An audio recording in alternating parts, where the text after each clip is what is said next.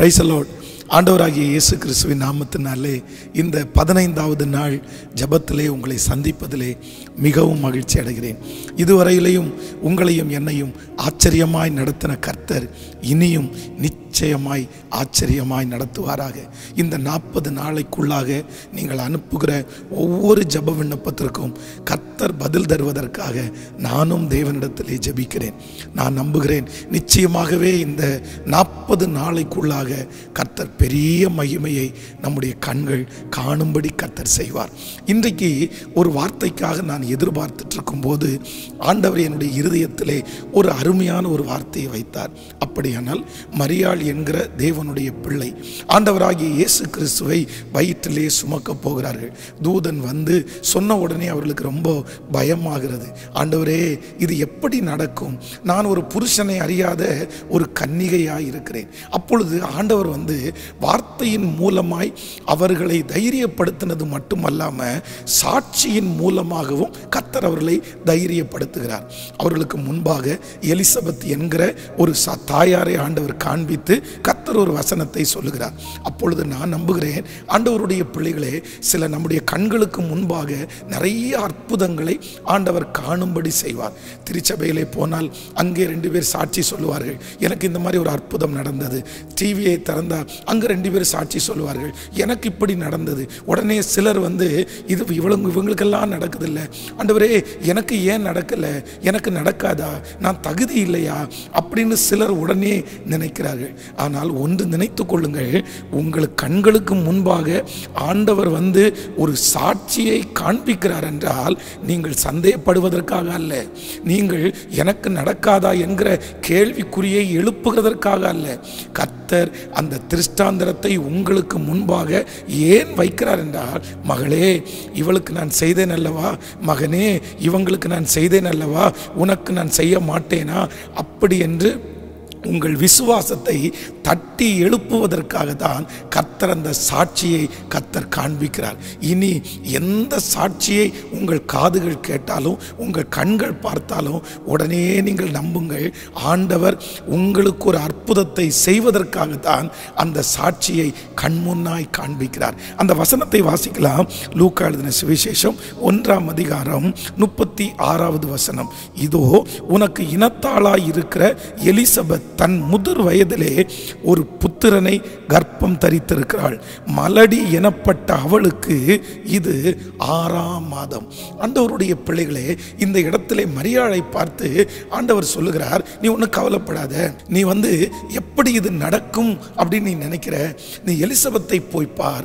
அப்ப எலிசபெத்தை பார் என்று சொன்ன கர்த்தர் சொல்றாரு, எலிசபெத் என்கிற பேரை குறிப்பிட்டு சொல்கிறார்.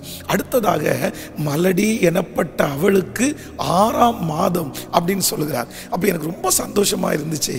ஆண்டவர் எலிசபெத் என்கிற ஒரு தனிப்பட்ட நபரை மனதிலே வைத்திருக்கிறார். இப்போ அவங்களுக்கு எத்தனை மாசம் குழந்தை வயிற்றுல இருக்கின்றத ஆண்டவர் சரியாய் சொல்லுகிறார். அதற்கு முன்பாக 1ஆம் அதிகாரம் 24வது வசனம், அந்நாட்களுக்கு பின்பு அவள் மனைவியாகிய எலிசபெத் கர்ப்பவதியாகி ஜனங்களுக்குள்ளே எனக்கு உண்டாயிருந்த நிந்தையை நீக்கும்படி கர்த்தர் இந்நாட்களில் என் மேல் கடாட்சம் பண்ணினார். அப்படின்னா இந்த எலிசபெத்தை நிந்திச்சாங்க பாருங்க, அவங்களையும் கர்த்தர் கணக்கிலே வைத்திருக்கிறார். எனக்கு ரொம்ப ஆச்சரியமா இருந்துச்சு. ஒன்று, எலிசபெத்தை ஞாபகத்திலே வைத்திருக்கிறார். இரண்டாவது, எலிசபெத்துக்கு 6 மாதம் என்று கணக்கு வைத்திருக்கிறார். மூன்றாவது, எலிசபெத்தை நிந்தித்த அவர்களை கர்த்தர் கணக்கிலே வைத்திருக்கிறார்.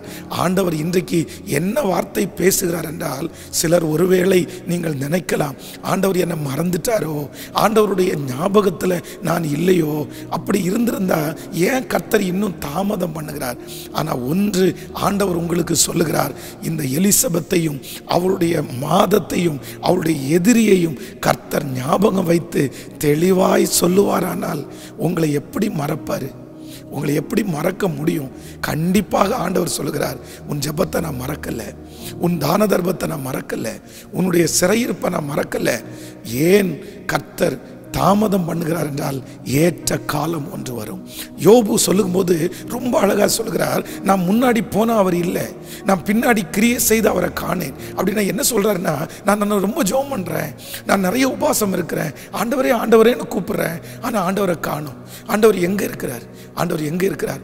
அதோடு முடிக்காம நான் போகும் வழியை அவர் அறிவார், என்னை சோதித்த பிறகு பொன்னாக நான் விளங்குவேன். இன்றைக்கு கர்த்தர் சொல்லுகிறார், நீங்கள் ஒருவேளை நான் ஜெபம் பண்ணி பார்க்குறேன் பாஸ்டர், ஆண்டவரை காணோம், நான் உபவாசம் பண்ணி பார்க்குறேன் பாஸ்டர், ஆண்டவருடைய பதிலை எதுவுமே காணோம், இனி என்ன பண்ணுறதுன்னே எனக்கு தெரியல, ஆண்டவர் மறைஞ்சே இருக்கிறாரு, ஒரு பதிலும் இல்லை. ஆனால் கர்த்தர் சொல்லுகிறார், இல்லை, முன்பாக போனாலும் அவர் இல்லையா, பின்பாக கிரியை செய்தும் காணோமா, நீங்கள் போகிற வழியை அவர் அறிந்திருக்கிறார். கர்த்தர் சொல்லுகிறார், ஒரு நாள் வரும். யோபுவை ரெண்டத்தனையாய் ஆசீர்வதிப்பதற்கு ஒரு நாள் வந்துச்சுல்ல, முந்தின நிலைமையை பார்க்கலும் அவனை கர்த்தர் 2 மடங்கு ஆசீர்வதிப்பதற்கு ஒரு நாளை நியமித்தார் அல்ல. இந்த சத்தத்தை கேட்கிற உங்களையும் பார்த்து சொல்லுகிறார், இல்லை, உன் ஜெபம் கணக்கிலே இருக்கிறது, உங்கள் பிரயாசங்கள் கர்த்தருடைய கணக்கிலே இருக்கிறது.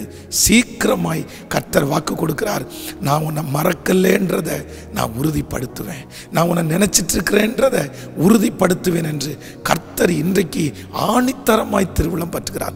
கலங்கவே வேண்டாம், உங்கள் பிள்ளைய மறக்கலேன்றதை ஆண்டவர் நிரூபிப்பார், உங்களை மறக்கலேன்றதை கர்த்தர் நிரூபிப்பார், உங்கள் உபவாசத்தை மறக்கலேன்றதை கர்த்தர் நிரூபிப்பார். நான் உங்களுக்காக ஜெபிக்கிறேன் தகப்பனே, ஒவ்வொரு பிள்ளைகளுக்காய் பாரத்தோடு நான் ஜெபிக்கிறேன். இந்த நாள் உங்களுக்கு ஆசீர்வாதமாக இருக்கட்டும், இந்த நாள் உம்முடைய பிள்ளைகளுக்கு ஆசீர்வாதமாக இருக்கட்டும், இந்த நாள் உம்முடைய பிள்ளைகளுக்கு ஆசீர்வாதமாக இருக்கட்டும். இந்த வாரம் முழுதும் கர்த்தர் வெற்றியாய் நடத்துவீராக ராஜா. நன்றி தகப்பனே, நன்றி தகப்பனே. இன்னைக்கு பிறந்த நாளை காண்கிற, திருமண நாளை காண்கிற உம்முடைய பிள்ளைகளை ஆசீர்வதிக்கிறேன். நீ வார்த்தையிலே சொன்னது போல சீக்கிரமாய் நான் உன்னை நினைக்கிறேன், நான் உன்னை பார்த்துட்டு தான் இருக்கிறேன்றதை என் பிள்ளைகளுடைய வாழ்க்கையில் சீக்கிரமாக நிரூபிச்சிருங்க ஆண்டவரே. இந்த 40 நாள் முடிகிறதுக்குள்ள சாட்சிகள் எழும்பணும், அற்புதங்கள் நடந்து கொண்டே இருக்கணும் ஆண்டவரே. இதை யாரெல்லாம் கவனிக்கிறார்களோ அத்தனை பேருக்கும் அற்புதங்கள் நடப்பதாக அப்பா. இந்த ஊழியத்தை தாங்குகிற, ஊழியத்திற்காய் ஜெபிக்கிற ஒவ்வொரு பிள்ளைகளையும் ஆசீர்வதிப்பீராக. இயேசுவின் மூலம் ஜெபம் எடுக்கிறோம் நல்ல பிதாவே. ஆமேன், ஆமேன். God bless you. ஆண்டவர் உங்களை ஆசீர்வதிப்பார். மீண்டும் உங்களை நான் நாளைக்கு சந்திக்கிறேன். God bless you. Praise the Lord.